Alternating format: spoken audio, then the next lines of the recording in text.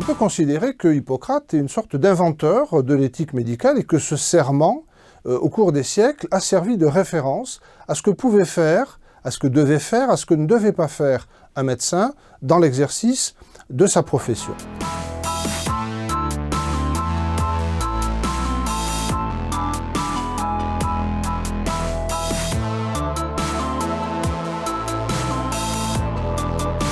Si on compare à ce qui se pratiquait auparavant, on a affaire à une véritable révolution scientifique, voire intellectuelle. Hippocrate, sans doute l'un des premiers, a tenté d'avoir une approche qu'on pourrait qualifier de pragmatique. C'est le symbole de l'invention, on va dire, d'une médecine, peut-être pas moderne, mais une médecine qui s'est détachée de tous les aspects religieux, voire un peu mystiques, voire ésotériques.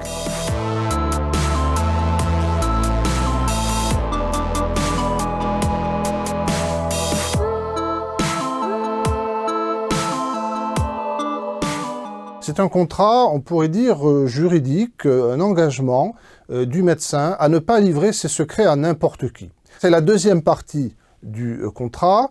Le bon médecin, il doit s'abstenir de faire un certain nombre de choses. Par exemple, la séparation entre la médecine et la chirurgie, elle est déjà précisée par le serment d'Hippocrate. Le serment d'Hippocrate inclut également une sorte de secret. Alors, ce n'est pas exactement le secret médical, mais on va demander une certaine discrétion. Il ne doit pas jouer les voyeurs, entre guillemets, il doit se contenter de soigner son malade. Admis dans l'intérieur des maisons, mes yeux ne verront pas ce qui s'y passe.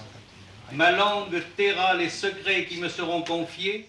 Et surtout, il doit soigner tous les malades, quels que soient les rapports qu'il peut avoir avec le dit malade. Si le malade est étranger, eh bien il faut le soigner. Si le malade est un ennemi, il faut également le soigner. Il ne faut pas avoir d'a priori. Hippocrate disait la médecine est sœur de la philosophie et que quelque part, le meilleur des médecins est un peu philosophe.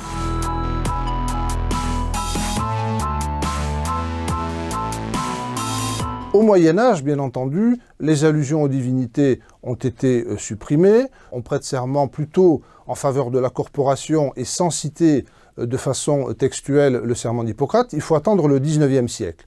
Le XIXe siècle est de grandes éditions, de grandes traductions de la collection hippocratique. À ce moment-là, on a retrouvé ce serment et on a considéré que, à la rigueur, si on mettait de côté l'invocation à Apollon, eh bien on avait une véritable éthique. Alors il faut attendre le XXe siècle pour que la mode, si on peut employer ce terme, de la prestation de serment à partir du texte d'Hippocrate revienne et se mette en place.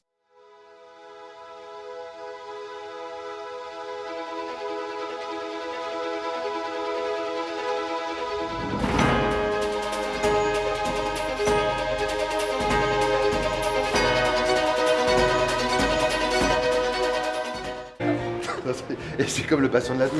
Non mais alors, lui, il perd complètement la boule. Hein. Ah ouais? Ah ouais, non mais hier j'étais mort de rire. Il y a sa femme qui est venue le voir. Et il lui a pris la tête, il dit n'importe quoi. Ah, puis alors, attends, excusez-moi, je cherche la chambre de Madame Blanc, s'il vous plaît. Au fond du couloir à droite, la chambre 29. Et ouais, qu'est-ce qu'il fait? Ouais, non, mais attends. Et puis le pire, c'est que le lendemain, il la rappelle, tu vois. Ouais. Complètement à l'ouest encore. Il lui parle de ses petites voix. Mais c'est lui qui entendait les voix. Oui? Oui, bonjour madame? Oui, monsieur ménager de la chambre 13, oui. D'après ce que j'ai compris, l'antibiotique n'a pas fonctionné. Je crois qu'ils en essayent un autre, mais ils sont encore très inquiets. Pardon? Eh ben oui, puisqu'ils n'arrivent pas à lutter contre l'infection.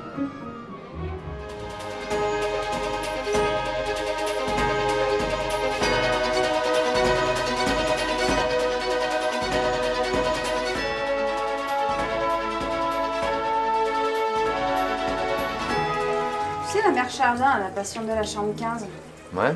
tu crois pas qu'elle se fait taper par son mari? Ah bon, pourquoi tu dis ça? Attends, t'as vu l'état dans lequel elle est arrivée?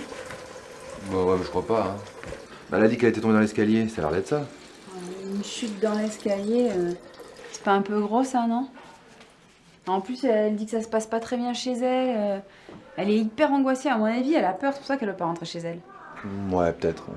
Enfin, en même temps, j'ai vu son mari hier, il a l'air bien. Hein. Il était hyper attentionné avec elle, il prenait des nouvelles.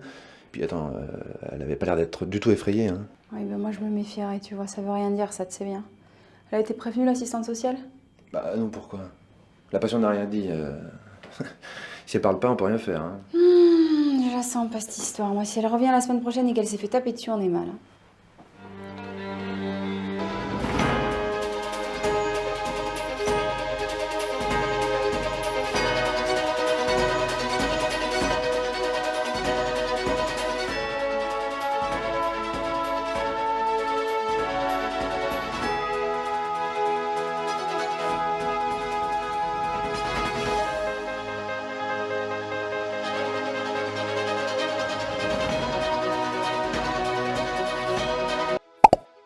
L'établissement de santé a accès à certaines informations concernant les usagers, dossier médical, mais également situation familiale ou données administratives.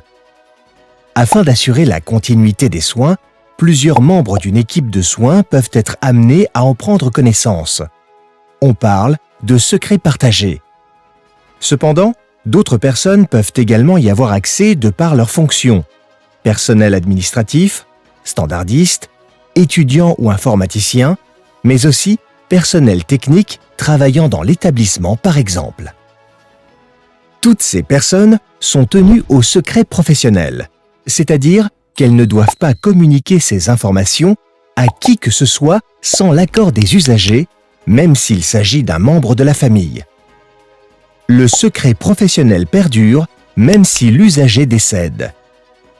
Par ailleurs, il est interdit au personnel d'un établissement de consulter les dossiers médicaux des personnes dont ils n'ont pas la charge, leurs propres dossiers ou ceux de leurs collègues. D'autre part, ils ne doivent pas évoquer les usagers en dehors de l'établissement, dans les lieux publics, en famille ou encore sur les réseaux sociaux.